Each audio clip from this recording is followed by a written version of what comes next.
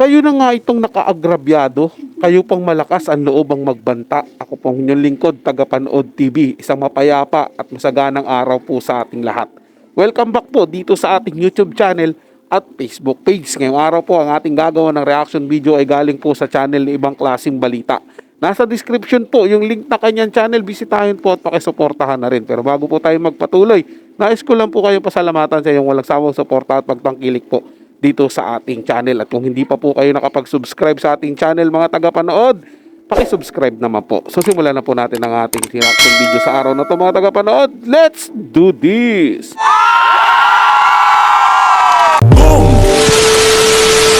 So yun mga kabiyaya, mga kuwela, isang mabiyayang araw po sa ating lahat. Etong Tape or Halusos Brothers ay nagbabanta sa Tito Vic and Joey. Ito pa nga, nagbabanta nga daw tong Halusos sa Tito Vic and Joey. So ano ba tong pagbabanta na to, no? At ito yung ating papanoorin ngayon. So syempre, bago natin to simulan, don't forget to like, share, comment, and subscribe sa ating YouTube channel. At may pindot na lang din po yung bell button para lagi tayo updated sa ating mga video araw-araw. So ito, para ano na, ito, panoorin na natin, no? Kampo ng Tape INC nagbanta na ididemanda ang Tito Vic and Joey kung gagamitin ang Itbulaga. Anak ng teting, kayo pa yung may ganang ng magbanta na yan. Kayo ang lakas pa ng loob nyo na kayo pa yung magdidemanda. Samantalang kayo nga yung hindi sumunod sa batas nung una eh. Diba kahit na nasa process pa yung hindi pa wala pang final decision yung IPO, gamit yun na yung titulong Itbulaga. Ang hirap dito sa Pilipinas, no, kung sino yung mga hindi nagmamay-ari, sila yung mga arugante. Sila yung mga parang alam mo yung parang kung sino yung mga hindi nagmamay-ari or wala naman talagang ambag sa issue na pag-uusapan, sila yung galit na galit. Parang sila yung talagang aping-api. Anak ng timang naman, no?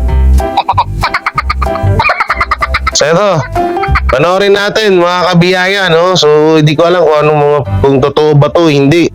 Play natin. Kampo ng Tape Incorporated ng mga halusos nagbanta na itademanda ang trio at TVJ Production kung tuluyang gagamitin ang titulong Itbulaga sa kanilang programa sa TV5. Ito ay sa kabila ng pagkapanalo ni Tito Vic at Joey sa naturang trademark na desisyong ibinigay ng IPO or Intellectual Property Office of the Philippines nitong nakaraang December 4. Narito ang buong detalye.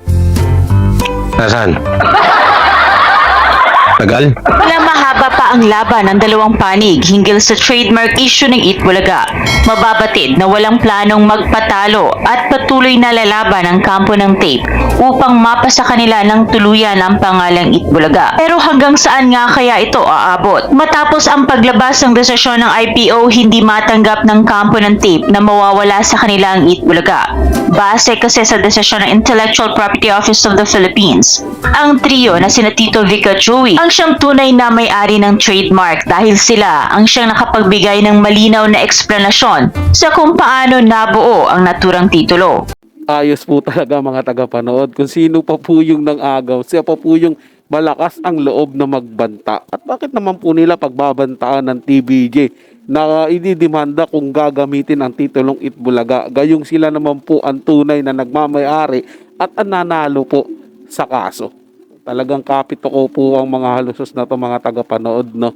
Ayaw po nilang bitawan ang Itbulaga. Sa bagay po, yung Itbulaga po kasi, real talk po mga tagapanood, ito po yung nagpayaman sa kanila ng husto. O sabihin na natin, mapera na po sila dati, pero bilyon na po ang naipasok sa kaban po nila, sa mga bulsa po ng mga halusos, dala-dala po ng Itbulaga na to. Siyempre sa pangunguna po ng legendary trio yan mga tagapanood. Kaya nga po, sila ang tinawag na legendary pagdating sa noontime show dahil tinalo lang naman po nila ang number 1 noon na Student Canteen at marami pa pong show noon na sa noontime show ang kasabayan nila na mga tinalo po nila mga tagapanood at hanggang ngayon namamayagpag po sila. Diba? Nakita naman po natin mga tagapanood, kahit hindi po nila ginamit ang Itbulaga ng mga ilang buwan, sila pa rin po yung nangunguna pagdating sa noontime show. At lalo na po ngayon mga tagapanood na nabawi na po nila ang titulong Itbulaga. Lalo po silang mamamayagpag.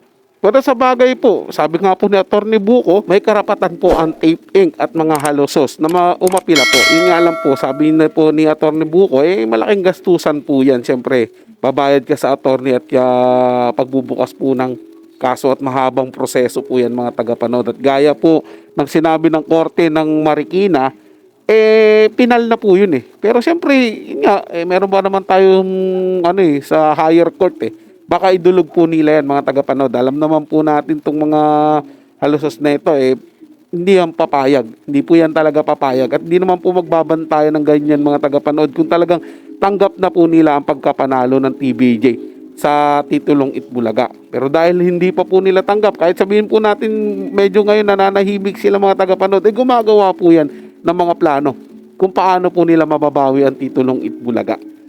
Gaya nga po ng sinabi ko dati sa aking mga nakaraang video, kahit naman po sila ang humawak ng titulong Itbulaga, wala pa rin pong magbabago. Patuloy lang po silang kamumuhian ng tao at patuloy lang din pong bababa ang ratings ng Itbulaga.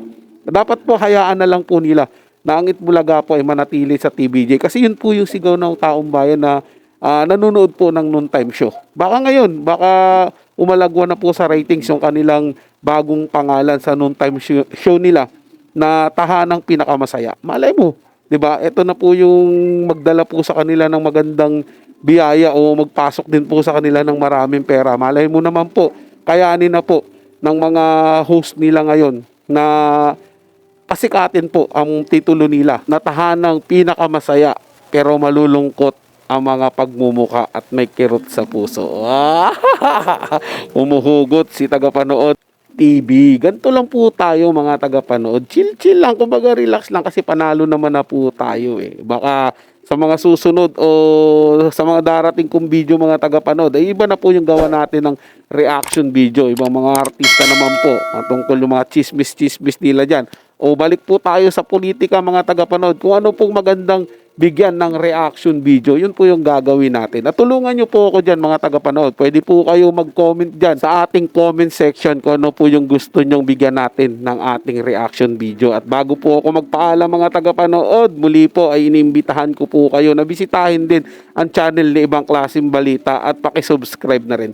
So yun lang po mga tagapanood, inagustuhan nyo po yung paksang ating tinalakay sa araw na to. At kung kayo bago lang po na napadaan dito sa ating channel, huwag nyo po sanang kalimutan na mag-subscribe. Hit nyo na rin po ang notification bell para lagi po kayong updated sa mga bago pang video na ating ilalabas. Share, like, and comment din po kayo mga tagapanood. Atin yung babasahin at pupusuan. So hanggang sa muli po, itong yung Tagapanood TV. Komento at opinion lamang. Wala pong personalan. Paalam po at mabuhay po kayong lahat.